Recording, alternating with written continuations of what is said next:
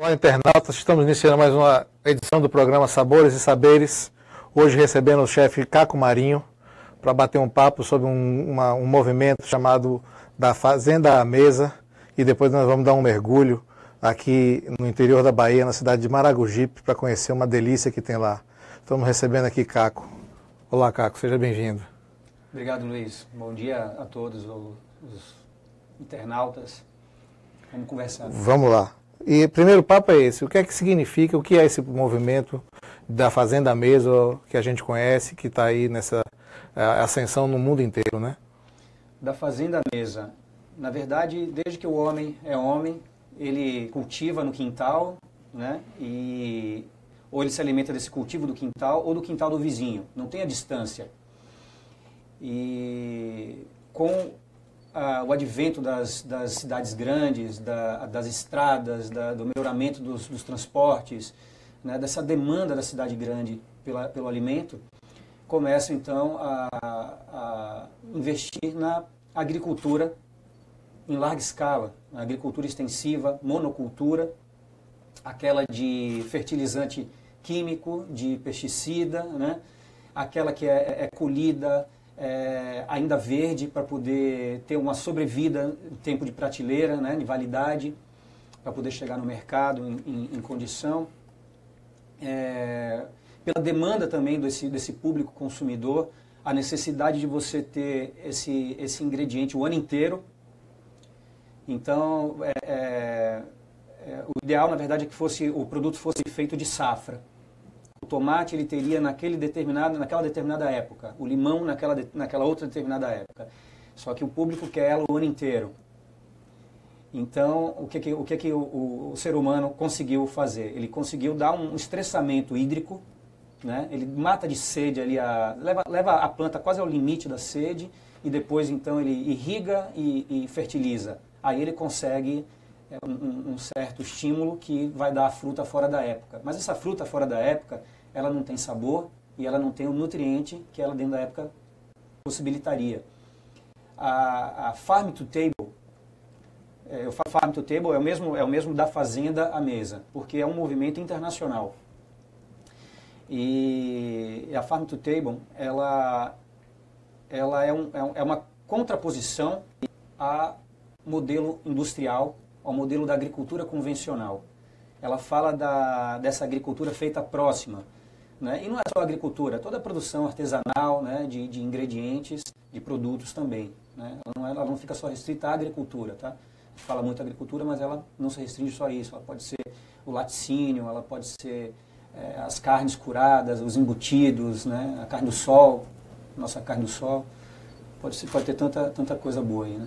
Entendo. Então, na verdade, acaba praticamente sendo um movimento de resistência. É um movimento de né? resistência. É um movimento de resistência, mas a gente sempre tem, o grande público, quando se fala desses movimentos de resistência, tem uma certa preocupação com a questão há também uma demanda por mais alimentos, porque tem mais gente, obviamente.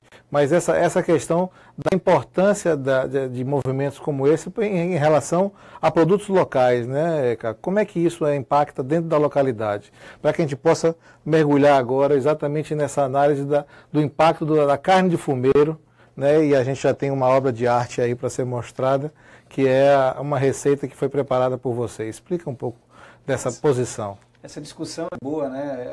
O planeta está multiplicando de gente, né? Está crescendo exponencialmente a população, os recursos naturais reduzindo, né? Vem a Embrapa e outros órgãos a estudar, ver como é que a gente resolve o problema da alimentação em escala mundial.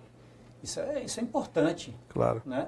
Só que vem também uma contraposição aí de movimentos como o da Slow Food, dos chefes de cozinha engajados, né? Como lideranças de um mundo em que o alimento ele vai ser, ele não vai só encher a barriga, né, mas ele vai nos alimentar a alma, né, com bom sabor, no prazer, que é importante também, Claro. Mas também nos nutrientes, né, na questão de saúde. A gente também tem uma análise que a gente percebe bastante, Caco, que é a questão da biodiversidade, né? O quanto a gente com isso, com esse choque, exatamente no que você está falando do impacto de geração de mais alimentos, o quanto nós estamos perdendo a capacidade de ter variações, variedades de frutas, de alimentos, de verduras, de todo tipo de oferta de alimento, né? O da Fazenda à Mesa, ele fala também da rotação das culturas. Legal. Né? Então, essa coisa da monocultura, ela estressa o solo. Ela não repõe, ela puxa e não repõe, não dá de volta. Uhum. Quando você vai dar de volta, você entra com químico. Uhum. Né? Isso tudo desequilibra o ambiente e te necessita o pesticida. Então, é um círculo vicioso, prejudicial, complicado. Né? Mas como alimentar o mundo diante dessa crescente população? Então, assim, existem sistemas hoje de agrofloresta, né, de agroecologia, de agricultura biodinâmica, né, que começam a mostrar, né, da agricultura familiar, que volta, na verdade, essa origem da Farm to Table. Né? Farm to Table não é uma coisa nova. O movimento Farm to Table, ele é uma coisa nova. Os chefes de cozinha engajados, Dan Barber, né, Alice Walter, que é vice-presidente da Slow Food Internacional, né, que há muitos anos já é engajada nessa história. Mas o próprio Dan Barber, que é hoje o grande representante do movimento no mundo, ele questiona a sustentabilidade disso, se isso é viável de fato. Ou seja, não está nada definitivo, não, é tudo estudo, é a gente debruçado querendo melhorar o modelo. Claro. É um retorno à simplicidade, né? Eu acho que isso como você falou, não há invenção de nada, né? É aquilo que a gente vai lá nos seus princípios, nos seus primórdios do que a gente se encontrava. Aliás, a cultura gastronômica é toda assim, né, Caco? É toda voltada. E você vai percebendo os chamados terroirs ou coisa parecida, são nada mais, nada menos do que tinha da oferta daquele lugar para se alimentar, né? E aí se foi construindo uma cultura gastronômica, se forma a partir da sua oferta, não da sua invenção, das suas histórias, né? E queria já também convidar os internautas que estão nos acompanhando. Nós estamos aqui já, a partir de hoje, fazendo um processo de interação com vocês, já convidando vocês a participarem conosco.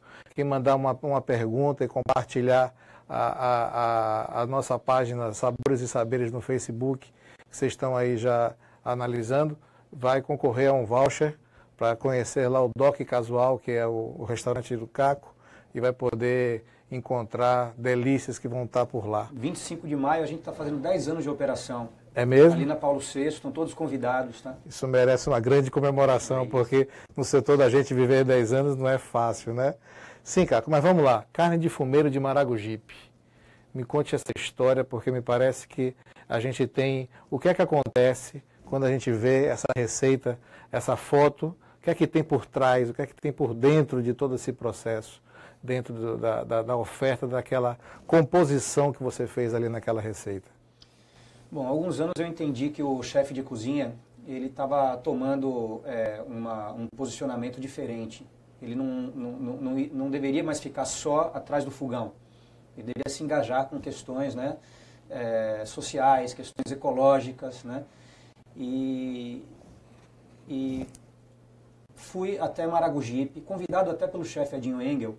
A carne de fumeiro de Maragogipe eu elegi como a minha preferida. É difícil dizer a melhor porque é o gosto de cada um, né? Mas eu me encantei por ela. Então é um processo tradicional, passado de pai para filho, né? Há diversas gerações. Na verdade é muito antigo, isso estava em pinturas rupestres, né? Isso está na Odisseia, 90 e tantos anos antes de Cristo. Né? Isso não é da Bahia, do Brasil, isso é do mundo, isso é ancestral mesmo. Aqui no Brasil, na Bahia, quem fazia o moqueado, o artefato é o moquém, aí quem fazia o moqueado eram os índios. Então os tupinambás faziam inicialmente, não tinha porco, quem trouxe o porco foram os portugueses. Né? Então os índios tupinambás faziam era com gente mesmo. O moqueado era com gente mesmo, porque eram canibais, né? Fazia parte da cultura, e pegava lá o inimigo, ele ia para o moquém. Fazia com peixe, fazia com carne de caça. E não tinha o sal, tá? O sal quem trouxe também foram os portugueses. Hoje a gente tem uma carne de fumeiro tradicional, mas já impactada por ingredientes trazidos de fora. É uma mistura nossa aqui, né, no nosso Brasil, né? Uhum. E especificamente Maragogipe, por que isso naquela região? Então, a gente percebe bem o valor da tradição, dessa coisa passada, né, e que perdura. Por exemplo, tem uma coisa que eu falo com a amiga Simone Assis, que é a presidente da Associação dos Produtores de Carne de Fumeiro lá de Maragogipe, foi quem me recebeu, quem me ensinou o processo todo, que me apresentou as pessoas, que nós levamos, né, o repórter Daniel Teres do Estadão, esteve comigo lá fazendo uma cobertura para o Estadão, lá em Maragogipe, e pegou um pedaço de carne, uma manta dessa, e levou para o Jefferson Rueda em São Paulo. O Jefferson Rueda, ele achou interessante, mas ele ficou escandalizado com a quantidade de sal. Então, um discurso meu com a Simone, né? Tradição, mas esse sal todo é do tempo que não tinha geladeira, que é uma coisa que é muito antiga. A gente já gostaria, os chefes já gostariam de receber ela um pouco com menos sal, né? Então, essas modificações, como é que isso interfere na tradição? Então, a gente está sempre discutindo, né? Sempre trazendo novos estímulos aí. E eu vejo também pela pesquisa que vocês levantaram que existe também algum cuidado com a lenha, né? Com a madeira utilizada para esse processo, né? Então, eles miram em chegar ao ponto de fazer todo o processo com madeira de reflorestamento.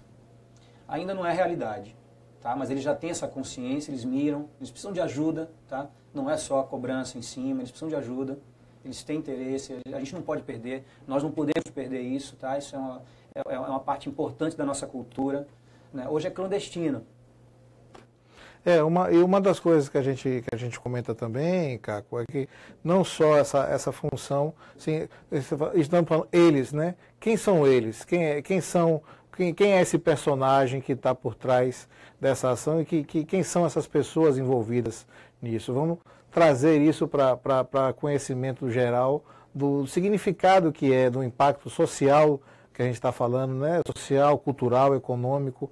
Como é que essas vertentes podem ser observadas dentro lá na comunidade de Maragogipe, na produção da carne de fumeiro? Olha, algo em torno de umas 14 famílias estão envolvidas, né? Detêm assim, esse conhecimento e, direta e indiretamente, pelo menos umas 500 pessoas ali dentro do município estão envolvidas com o processo de fabrico do fumeiro. Deixa eu só passar só um parênteses em relação à questão da madeira que você perguntou. Sim. A melhor madeira para o defumado seria a madeira do mangue. Hoje ele já tem um entendimento e um respeito às marisqueiras, para não depreciar o mangue, para não terminar com o mangue e em respeito às marisqueiras, eles abdicam dessa madeira, que seria para eles a melhor, daria o melhor resultado. E eles vão, então, pegando madeiras que estão caídas, árvores que estão caídas, né? Preferencialmente são essas as madeiras, né? E uma madeira muito comum é a pau-pombo. Tem uma lá que chama jerema, se não me engano, que essa não serve. Ela escurece a carne, ela dá um amargor, né?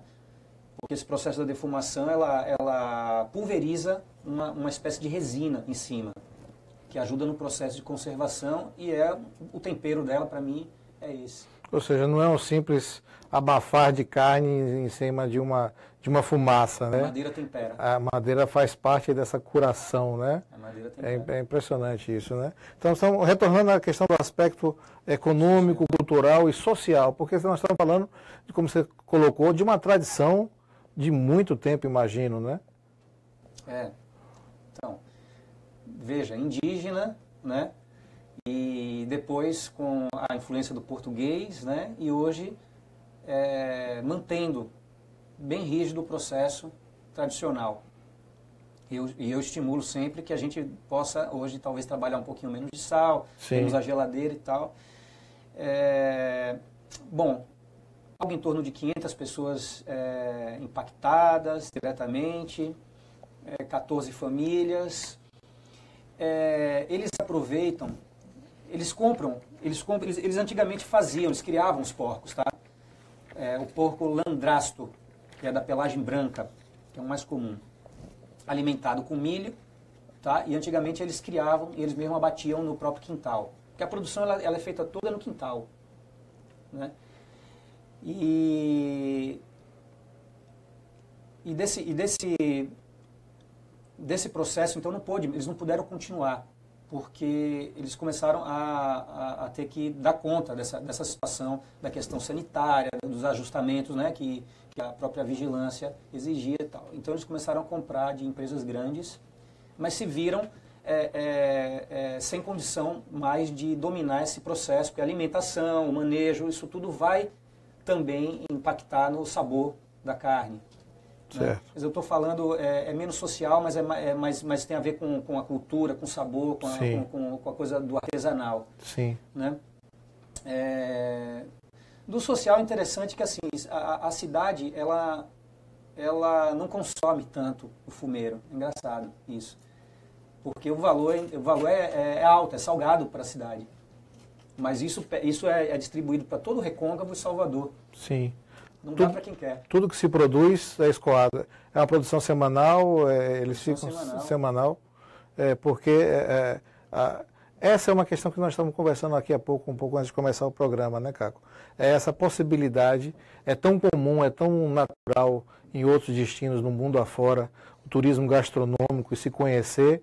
Nós estamos falando de aqui tão perto de Salvador, tão perto de uma capital, terceira capital do Brasil, e a gente podia estar realmente alavancando um processo aí belíssimo, né, de conhecimento, de turismo, de geração de emprego e renda para esse pessoal todo de lá. Em que estágio nós estamos nessa montagem? Então, eu estive lá com a prefeita, né, conversando, o pessoal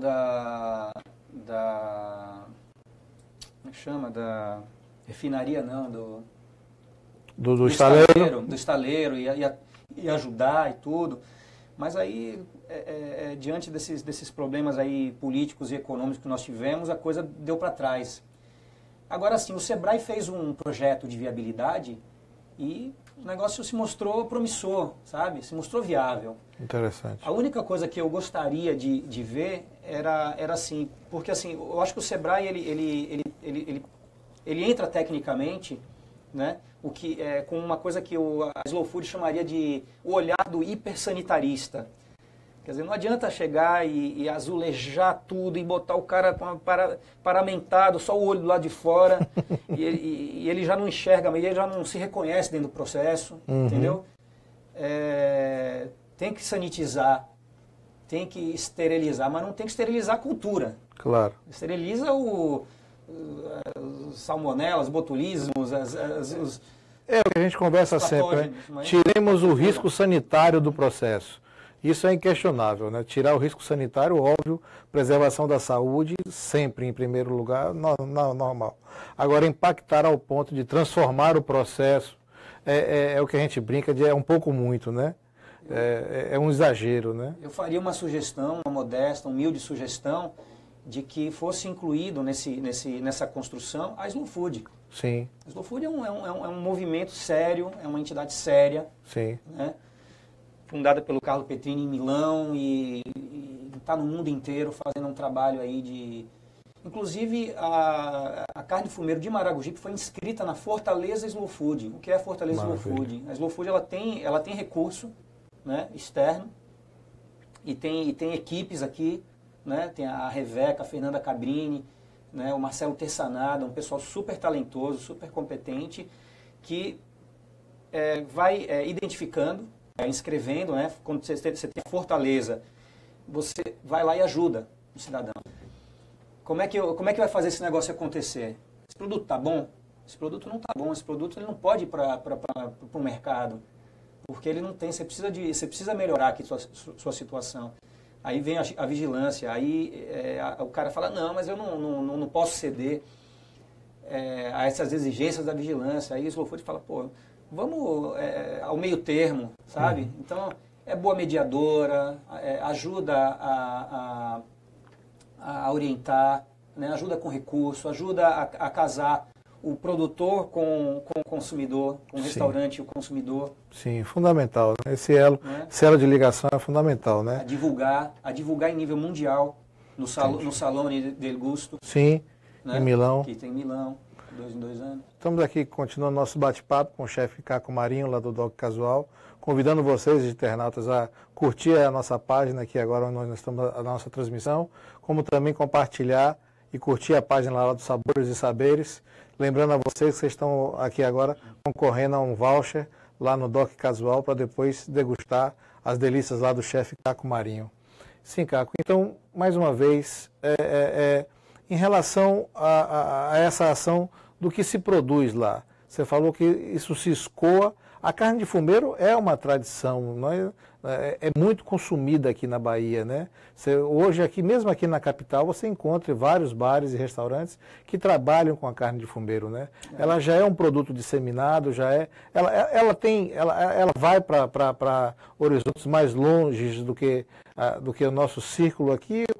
Qual o conhecimento que você tem disso? Então, eu repito, né? É um ingrediente fenomenal, é um ingrediente que eu defendo, que eu faço utilização, não estou usando no restaurante, mas faço utilização sempre que possível. Então, e assim, eu acho que ainda está faltando uma atenção, um cuidado. Eu acho que a fiscalização, ela bate mais forte do que a ajuda, sabe? Entendi. Eu acho que tem que ter a fiscalização, mas ajuda. O cara não enquadrou, bateu na fiscalização, não está ok, aí responde, mas só fiscalizar é quase que o caminho para terminar, para acabar.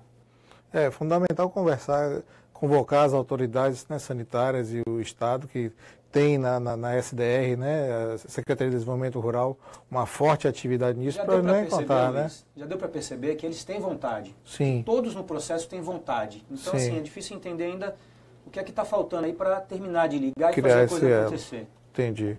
E a gente, como recebendo um chefe falando de um produto de carne de fumeiro, obviamente que tem que perguntar a você qual é a indicação, qual é uma receita, qual é um uso que você indica para a carne de fumeiro para que ele possa ser degustada.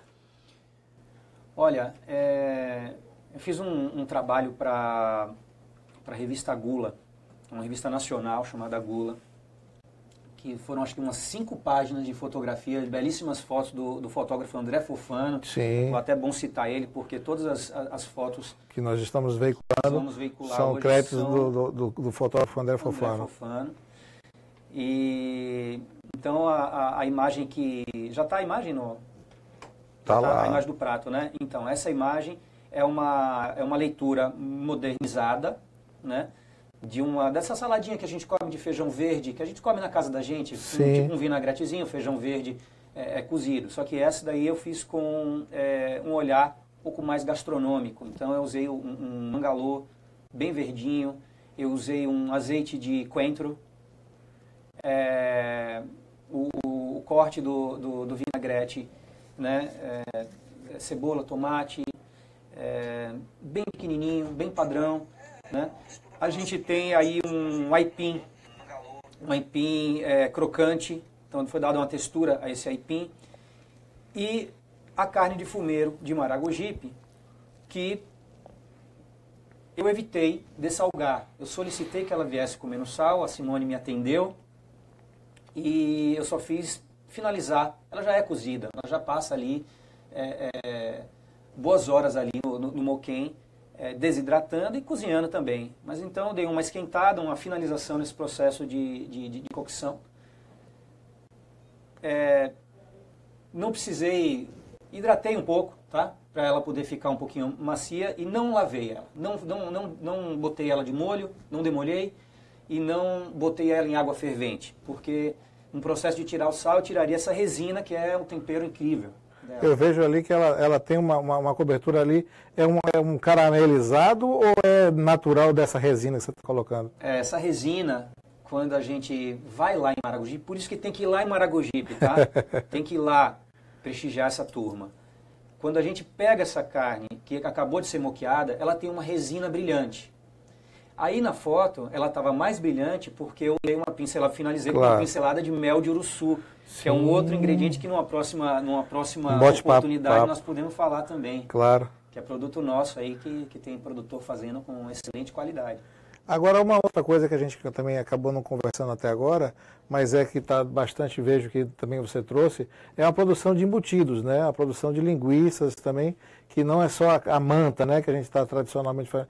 Aliás, pelo que eu vi nos seus estudos, você tem um aproveitamento quase que completo do processo, né? Explica quais são em que consiste depois toda essa produção.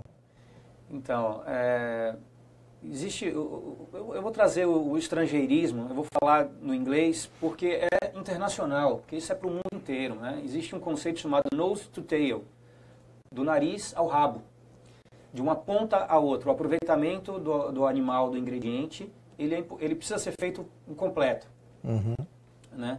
E eles aproveitam, eles só não aproveitam lá, sabe o quê? Os ossos, tá? Que poderiam utilizar para farinha de osso, mas aí eles também não vão a esse extremo. Certo. Né? Eu não procurei saber a respeito do descarte, se alguém então pegaria isso na mão deles e aproveitaria. Até uma pergunta interessante para se fazer depois para a Simone. É muito provável, né? Porque não deve ficar perdido, porque realmente farinha de osso é uma produção importantíssima e de larga escala também. Então, e eles produzem bastante. Eles têm bastante essa matéria-prima. Bom, eles fazem a linguiça, que é alho e cominho, com as aparas, né? Eles são os melhores cortadores, eles fazem as melhores mantas. É importante que as mantas sejam cortadas bem certinhas para uma melhor distribuição, para uma melhor desidratação no processo e uma melhor defumação em prol do sabor e da conservação. E lembrando que inicialmente o processo não é tanto pelo sabor. O sabor foi um bônus. Né, um fabuloso bônus. Mas, inicialmente, o processo é para conservação. Então, é importante que a carne não fique em pedaços grandes, porque senão ela não alcançaria o núcleo. Então, eles fazem mantas. E eles realmente sabem fazer esse corte como ninguém. Para mim, foi quem eu achei melhor fazendo esse corte. E também, pelo que eu vi no seu estudo, parece que uma iguaria que seja separada a 7 chaves especialíssima para ser encontrada apenas lá, não é isso? Algumas, né? Algumas. Porque assim, das tripas, tem um prato que é também tradicional, cultura local, no Recôncavo se acha, mas ali em Maragogipe é perfeito, que é a tripa frita. É fantástico, tá? E eles fazem a linguiça, como eu falei, alho, cominho, eles têm a linguiça gorda, a linguiça magra, e eles têm a linguiça feita com a cabeça do porco, que é iguaria. Isso aí, quando tem assim uma confraria, um pessoal que gosta de uma coisa diferente e tal, é saborosíssima. A orelha, o rabo, o pé, tudo isso vai para feijoada. Sim. Né? As vísceras vira sarapatel. Tudo é usado. O pernil é o primeiro a escoar, vai fresco mesmo. Tem um mercado grande e vai rápido. Entendo. E essa iguaria da cabeça deve ser interessante, viu, Caco? Você chegou a experimentar? Eu encomendei, estou esperando a minha chegada. Essa é uma boa de estar. Bem, nós estamos aqui agora já finalizando o papo com o nosso chefe Caco Marinho, lá do Dog Casual, nessa pesquisa que ele levantou sobre a carne de fumeiro de Maragogipe. E a proposta do nosso programa é exatamente essa, é a gente entender os significados que estão por detrás da apresentação de um prato, de um ingrediente, de um produto, de um serviço, do seu impacto, né, na vida social, na vida cultural, nas tradições gastronômicas. Essa é a nossa busca. E eu agradeço muito, Caco, essa contribuição sua. Espero que seja a primeira de várias outras oportunidades, porque é exatamente esse material que a gente enxerga um potencial fantástico a ser explorado, a ser colocado. Assim que a gente finalizar a nossa transmissão, a gente vai estar colocando nas redes sociais aí os ganhadores do voucher, para poder fazer uma visita lá no Dog Casual você. Queria franquear você a palavra para suas considerações finais e, mais uma vez, lhe agradecer por essa vinda. Luiz, eu que agradeço a todos. Eu queria só deixar expresso o meu desejo de ver a carne de fumeiro de Maragogipe, carne de fumeiro, produto baiano, de orgulho para o Brasil e para o mundo, como um produto, assim como o queijo de Minas, Serra da Canastra, que saiu da clandestinidade, que saiu da proibição, dessa mesma dificuldade que o pessoal lá vive, e hoje alcançou o selo DOC, Denominação de Origem Controlada, que é um selo que desperta curiosidade no mundo inteiro. Então, por que não a nossa carne de fumeiro de Maragogipe? A gente caminhar para isso, por que não? Sem dúvida. Não só isso, é um diferencial para todo mundo, né, Caco? Isso é uma coisa realmente fundamental, importante. Mais uma vez, muito obrigado. Obrigado por você estar aqui conosco. Agradeço. Visitem Maragogipe, vão conhecer essa estrutura. Nos mandem fotos, tá aí vamos interagir na nossa página dos Sabores e Saberes lá no Facebook, já convidando a todos para que a gente possa, na próxima segunda-feira, às 10h30, na próxima edição do programa Sabores e Saberes. Muito obrigado, a gente se vê.